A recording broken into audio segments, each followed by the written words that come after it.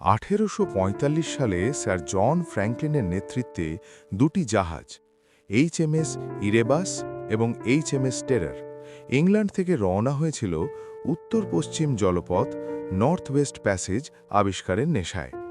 কিন্তু সেই যাত্রা যে এক বিভীষিকাময়ের পরিণতি ডেকে আনবে তা কেউ কল্পনাও করতে পারেনি।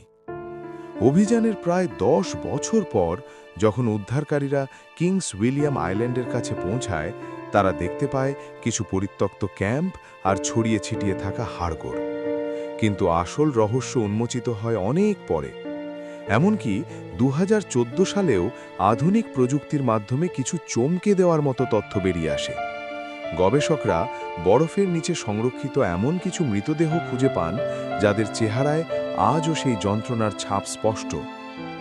গবেষণায় দেখা যায়, জাহাজ দুটি বছরের পর বছর বরফে আটকে থাকার ফলে নাবিকদের সব রসদ ফুরিয়ে আসছিল।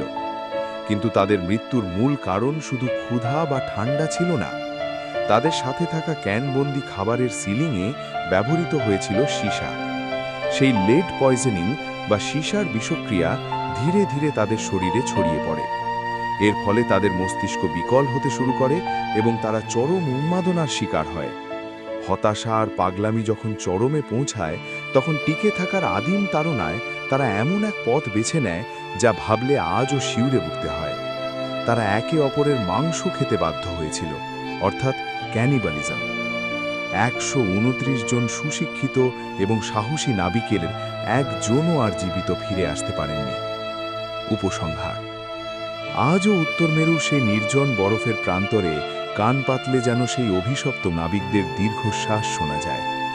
মানুষের অদম্য কৌতূহল আর প্রকৃতির নিষ্ঠুরতার এই যুদ্ধ আমাদের মনে করিয়ে দেয়, প্রকৃতি সবসময় তার রহস্য সহজে দেয় না।